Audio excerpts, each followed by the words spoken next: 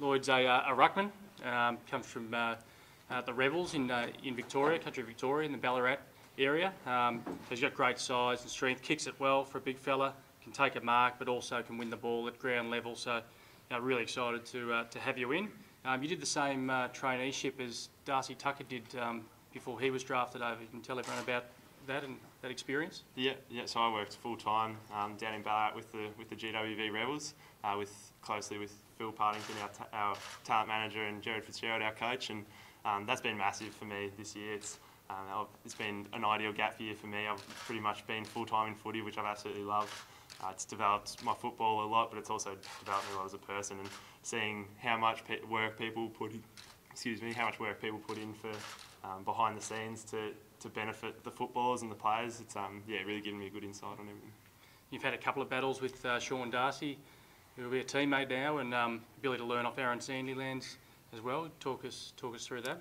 Yeah. Obviously, Sean's from Geelong, from the Geelong Falcons, who are a bit of a rival to us Rebels. So had a few good matches with him, and then lucky enough to get the opportunity to also play with him through the Big Country program.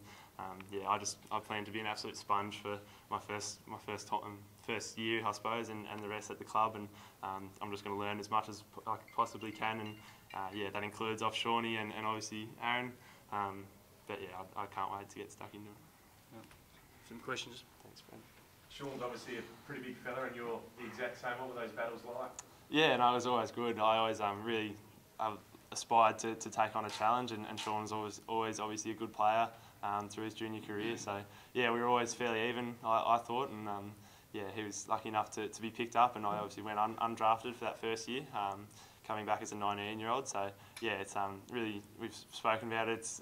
I'm happy to be here with him now after being an opponent, and can't wait to train with him and learn from him, and hopefully teach him a thing or two on the way.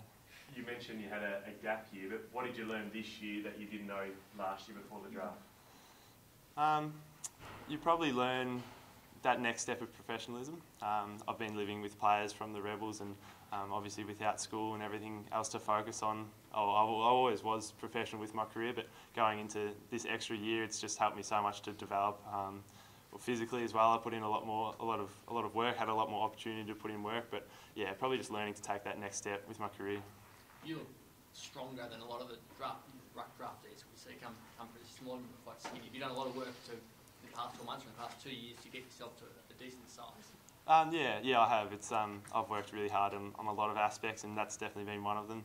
I've got a bit of a rowing background, so I was a rower originally, and that I like to think helped me to when I first started off. But this year we've had a lot of work with Chris Radford, who's a personal trainer down in Ballarat, and the boys I've living with and playing with, we have put in a lot for it, so it's nice to get a bit of reward for it. Have you gained an appreciation of what the very best is like now that you've met Sandy in terms of size, height, and his running ability as well? Have you noticed just how good he is? Yeah, I suppose, and for me it's just one more opportunity. Like, how good to have someone like that to be able to learn off and train with and improve off. It does give you an insight, and I don't look up to many people, but I was definitely looking up to him. But just can't wait to learn from him more.